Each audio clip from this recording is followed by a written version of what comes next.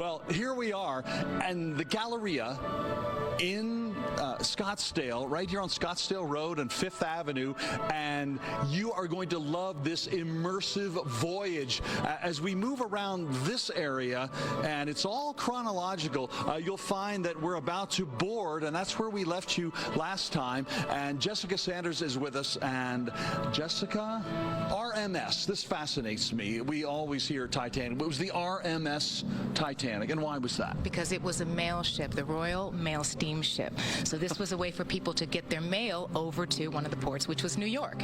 That is fascinating to me, that some of the most important luggage were mail sacks. But here we're seeing, a nice representation of what this luggage would have been like. And boy, people did not travel light. No. If they had the clothing, they wanted to bring it. Absolutely. Even the hat boxes. I mean, the opulence in that first class and the way that the Edwardian society performed. Hat boxes. Sure. Of course. But then when you think of these third-class passengers, probably traveling with everything they owned in the world in a case or two, or what they were wearing. Now, I'm getting a little bit of a chill just because I've seen the movie many times. I'm sure you have, and almost everyone in America has, and you don't shy away from the movie. Not that it's based on the movie, but we're seeing a very similar kind of experience here. These walls seem to like what they must have been like. Right. Well, the movie is based on a historical fact, and so is this exhibition. So we're all coming back to this same point of life on board Titanic before she sank. Yeah. Well, I love the dining room experience also. And what folks should probably know, too, Titanic had a sister ship, the Olympia, and identical in almost every way. I think there were very few dissimilarities, so to speak, but it really gave everyone afterward an opportunity to see really what that ship, what Titanic was like by observing the sister ship. Yes, absolutely. Well, we'll just keep on moving down the way. And what would you say is the appropriate age range for folks who are going to come to the experience? Well, that's the beauty of this experience. The Titanic and Immersive Voyage is a family-friendly experience, but it's also, there's something for everybody. So I've actually found that some of my most fascinating conversations have been with 7- and 8-year-olds who are Titanic experts. And I say, oh, did you know this? And they say, well, actually, it was this, and I get corrected. So it's for all ages, and it's family friendly. Yeah, well, that makes perfect sense, and that's right about the age too. 7 and 8, when they're really getting into chapter books and just soaking up history.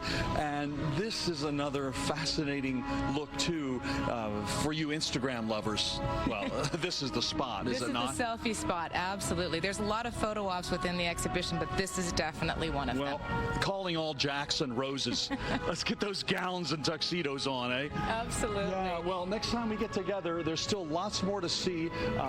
There's a big passenger list. You'll find out who came aboard and who made it to America, and of course those who did not. But again, Titanic, an immersive voyage, all happening here in Scottsdale, and more coming up in just a few minutes. Wow. Corey, do you remember the day that they made contact with Titanic? It was just explosive news. Do you remember that day? Yes, Robert Ballard. I love seeing I'm so glad they had a camera on him, on his face, the moment the bow of that ship came into view. Of course, I believe they saw a boiler or some massive piece of engine equipment first. They thought, oh, it's here, it's around here. But then when that bow comes into view, it's incredible. The mystery finally solved. You'll get that.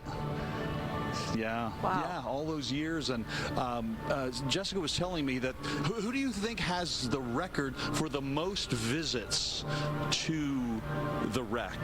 James Cameron. That would be James Cameron, my co-anchor said. Correct. Yeah, correct. Tina knows. Yeah, that's right. Yeah. 33, right? 33. He yes. did his homework. Wow. At last count, it could be 34. Yeah, who knows? He's probably still interested. I imagine you'd love going down there if you could. It would be amazing. See you guys again in